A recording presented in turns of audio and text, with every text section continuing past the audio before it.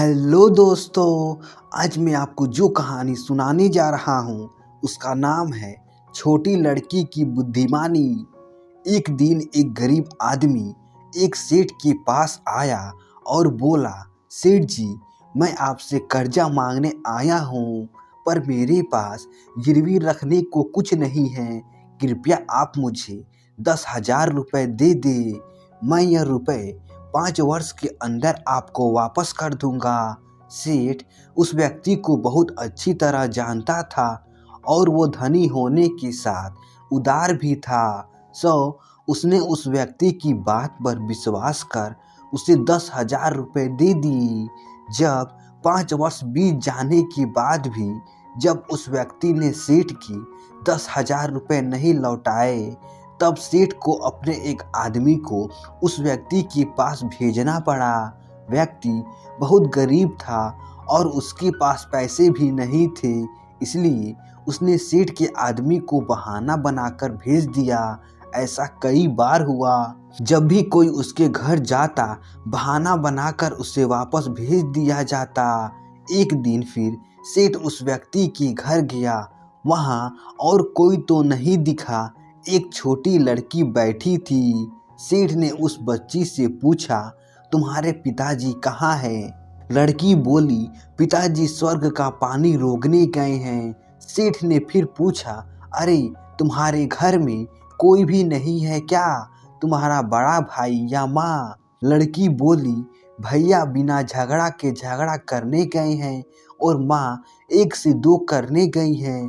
सेठ उसके इन फालतू के जवाब से सीज गया। उसने गुस्से से पूछा, और तुम यहाँ बैठी क्या कर रही हो? लड़की मुस्कुराकर बोली, मैं घर बैठी संसार देख रही हूँ। सेठ समझ गया कि लड़की उसकी किसी भी बात का सीधा जवाब नहीं देगी, इसलिए अब उसे इससे इन बातों का मतलब जानने के लिए प्यार से पूछना पड़ेगा। सेठ ने चेहरे पर प्यार से मुस्कान लाकर पूछा, बेटी, तुमने जो अभी अभी मेरे सवालों के जवाब दिए उनका मतलब क्या है? मैं तुम्हारी एक भी बात का मतलब नहीं समझ सका। अब तुम मुझे सीधे सीधे उनका मतलब समझाओ। लड़की ने भी मुस्कुराकर पूछा, अगर मैं अपनी सभी बातों का मतलब समझा दूं तो आप मुझे क्या देंगे? सेठ के मन में सारी बातों को जानने की तीव्र इच्छा थी, सो वह बोला, जो मांगोगी वही दूंगा।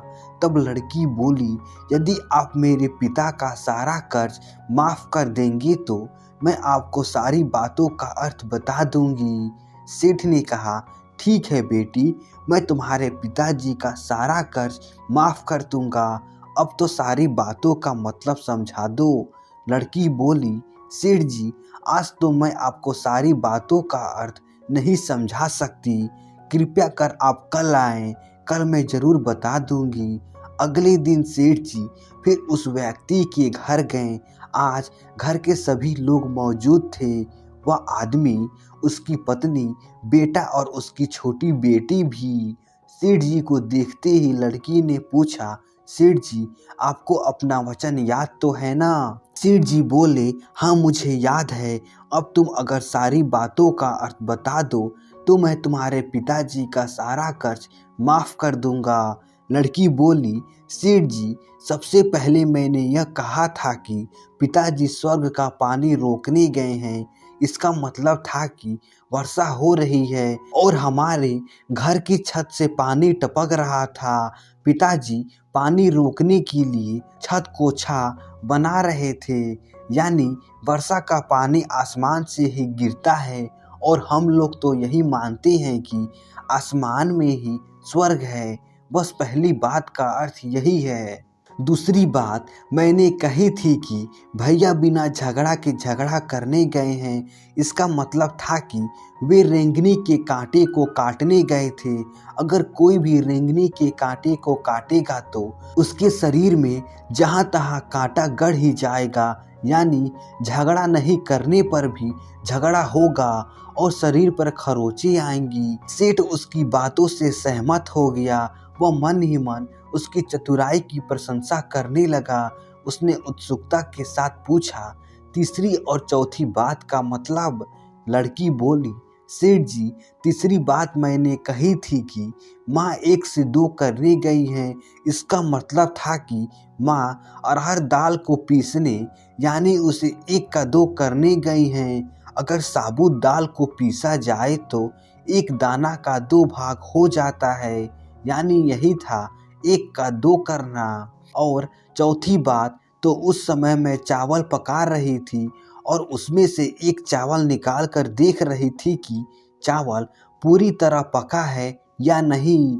इसका मतलब है कि मैं एक चावल देखकर ही जान जाती कि पूरा चावल पका है कि नहीं, यानी चावल के संसार को मैं घर बैठी देख रही थी। इतना कहकर लड़की चुप हो गई। सेठ सारी बातों का अर्थ जान चुका था और उसे लड़की की बुद्धिमानी भरी बातों ने आश्चर्य में डाल दिया था। वह उसकी बुद्धि और ज्ञान भरी बातों से बहुत प्रभावित हुआ। सेठ ने कहा, बेटी तुम तो बहुत चतुर हो, पर एक बात समझ में नहीं आई कि यह सारी बातें तो तुम मुझे कल भी बता सकती थी, फिर तुमने मुझे आज क्यों बुलाया? लड़की हंसकर बोली, मैं तो बता ही चुकी हूँ कि कल जब आप आए थे तो मैं चावल पका रही थी। अगर मैं आपको अपनी बातों का मतलब समझाने लगती तो चावल जल जाता, तो माँ मुझे ज़रूर पीटती, फिर घर में कल कोई भी नहीं था। अगर मैं इनको बताती कि आपने कर्ज माफ़ कर दिया है तो ये मेरी बात का विश्वास नहीं करते। आज स्वयं आपके मुंह से सुनकर कि आपने कर्ज माफ़ कर दिया है, जहाँ इन्हें इसका विश्वास हो जाएगा वहीं खुशी भी होगी। सेठ लड़की की बात सुनकर बहुत ही प्रसन्न हुआ। उसने अपने गले से मोतियों की माला निकाल उसे देते हुए कहा, बेटी यह लो अपनी चतुराई का पुरस्कार। तुम्हारे पिताजी का कर्ज तो मैं माफ़ी कर चुका हूँ। अब तुम्हें या तुम्हारे घर वालों को मुझसे बहाना नहीं बनाना पड़ेगा। अब तुम लोग निश्चित होकर रहो। अगर फिर कभी किसी चीज़ की ज़रूरत हो तो बेझिझक होकर मुझसे कहना। इतना कहकर सेठ लड़की को आशीर्वाद देकर चला गया। लड़की के परिवार वाले ने उसे खुशी से गले लगा लिया। तो दोस्तों, आशा करता हूँ यह कहानी आपको अच्छी लगी होगी। ऐसे ही मज़ेदार कहानी सुनने के लिए हमारे चैनल को सब्सक्राइब कर दीजिए।